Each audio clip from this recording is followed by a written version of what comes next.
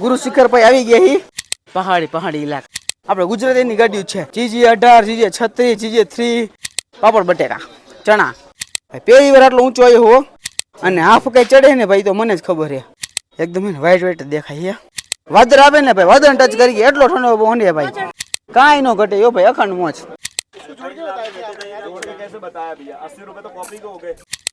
લાલ મૂલી પહેલી વાર જોયું.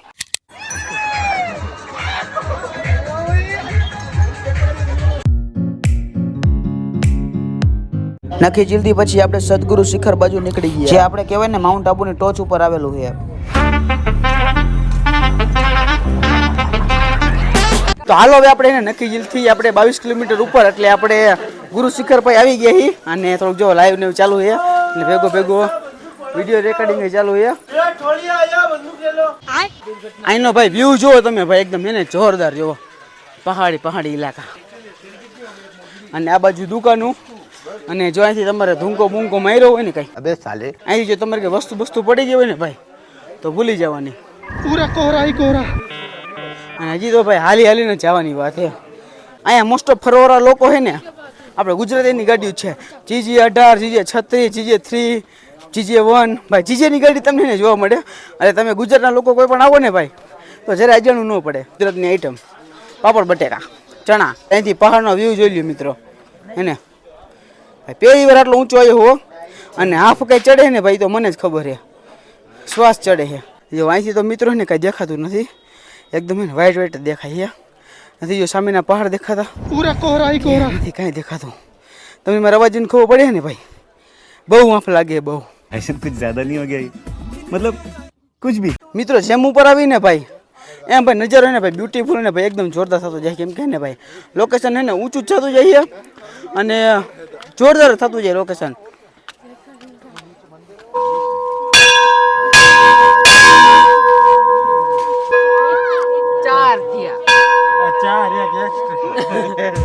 વાહ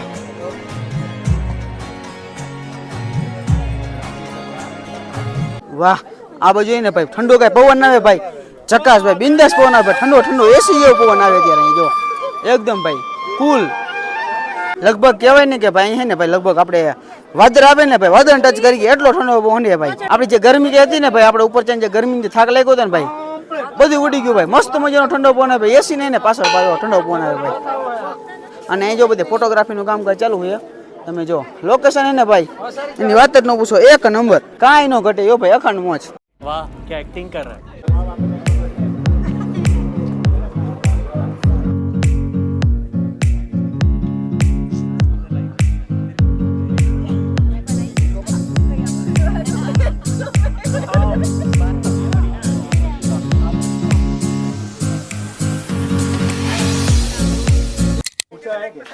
क्या पूछा? 120 के कैसे हुए? पानी की बोतल भी तो थी ने, जोड़ के कैसे बताया भैया? 80 रुपए तो कॉफी को हो गए. बंद करते रहिए.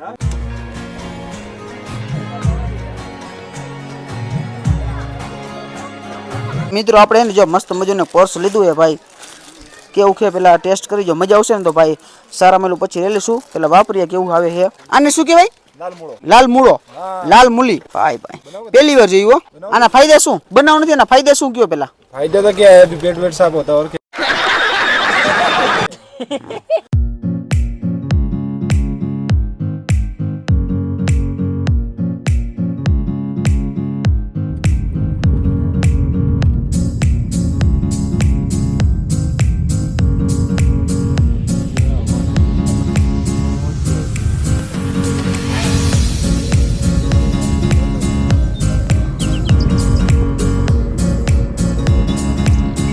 તો અત્યારે આપણે ને ભાઈ નકલી જિલ્લે પાછા આવી ગયા, કેમ કે આપણે અહીંયા રૂમ રાખ્યો હતો ને, તો અહીંયા પાછા આવી ગયા ને ભાઈ. થોડીક નાઇટ એવું થઈ ગઈ છે, હમી હાઈ થઈ ગઈ ને ભાઈ. ઠંડીનો છે ને ભાઈ, કોટ ન લઈએ ને ભાઈ, ભૂલ કરીને કે કોટ લઈએ ને ભાઈ, એટલે ઠંડી છે એટલી બધી નથી, પણ ભાઈ ઠંડી લાગે છે.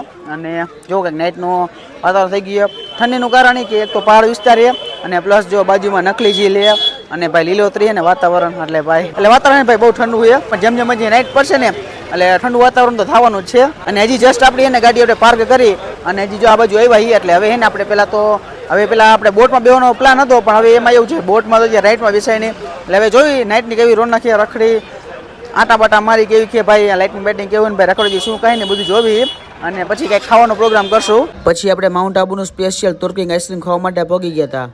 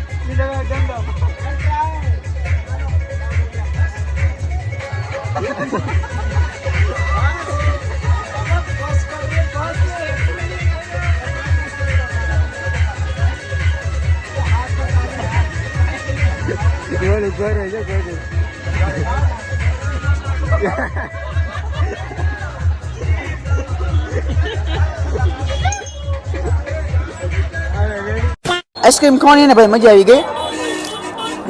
પેલી વાર ટ્રાય કરો ભાઈ, બહુ મજા આવી ગઈ. રમાડે ને ભાઈ એને જ પૈસા હોય, બાકી આઈસ્ક્રીમ તો ભાઈ સાદું હોય. બાકી જો રમત કરાવે ને એની ભાઈ મોજ લેવાની હોય, ઘડી બે ઘડી, બાકી લાંબુ કાંઈ ન હોય એમાં. ઓલા રમાડે ને ભાઈ એની મોજ હોય, બાકી આઈસ્ક્રીમમાં તો ભાઈ રેગ્યુલર જોઈએ. એવું કઈ હોય ને સાદો ખાલી કોણ હે ભાઈ. બીજા દી સવારે તો હાલો જો અત્યારે ને બીજા દિવસની સવાર થઈ ગઈ છે અને જો નાઈ ધોઈને તૈયાર થઈ ગયા. હવે કાલે રાતે એવું થયું કે આપણે ફરવા ગયા હતા ને તો રાત પડી ગઈ હતી, એટલે પછી બીજે ક્યાંય ગયા હતા ને એનું તાપમાન છે ને લગભગ ત્યાં 13 ડિગ્રી તાપમાન હતું, એટલે બહુ ઠંડુ હતું અને લુગડે કોઈ લાવ્યા નહોતા.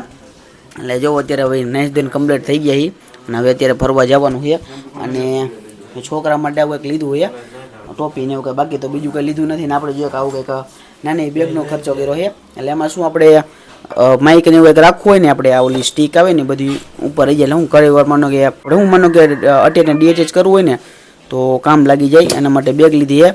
બાકી તો ભાઈ માઉન્ટ આબુ ફરવા લાયક ઘણી જગ્યા છે અને તમે આપણે સદગુરુ શિખર ઉપર જાઓ ને તો અહીંયા તો સ્કેમ હાલતો હોય, એટલે થોડુંક ધ્યાન રાખવાની.